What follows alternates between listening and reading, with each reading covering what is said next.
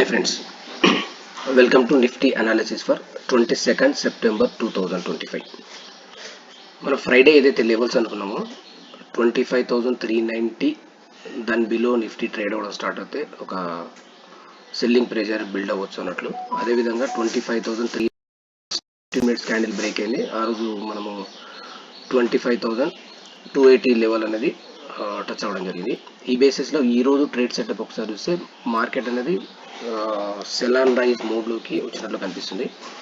ఇక్కడ మనం 25,280 లెవెల్ ఒక ఇంపార్టెంట్, అదేవిధంగా 25,390 లెవెల్స్ అనేది ఇంపార్టెంట్. అంటే in case market 25,280 below trade అవ్వడం స్టార్ట్ అవుతే ఫర్దర్గా ఫాల్ అనేది ఉంటుంది. అది మనకు నెక్స్ట్ సపోర్ట్ లెవెల్ ఒకసారి చూస్తే మనకు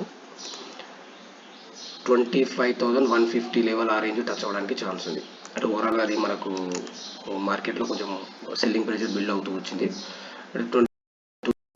25,150 లెవెల్ టచ్ అవ్వచ్చు. ఇన్ కేస్ ఫ్లాట్గా ఓపెన్ అయితే మాత్రం ఈ రేంజ్లో ట్రేడ్ అనేది కొంచెం రిస్కీ అవుతుంది.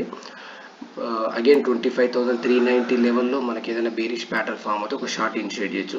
ఈరోజు మార్కెట్లో మాత్రం లాంగ్ సైడ్ అనేది కొంచెం నేనైతే అవాయిడ్ చేస్తాను.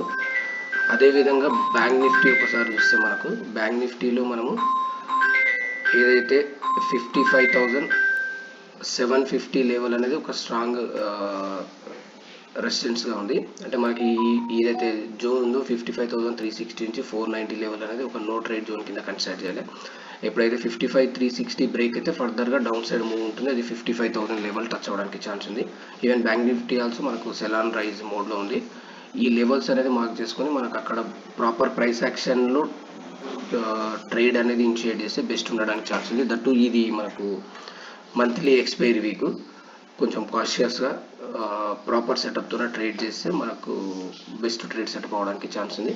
ఫ్రెండ్స్, మీకు ఈ వీడియో నచ్చినట్లయితే లైక్ చేయండి, షేర్ చేయండి, సబ్స్క్రైబ్ చేసుకోండి. Thank you.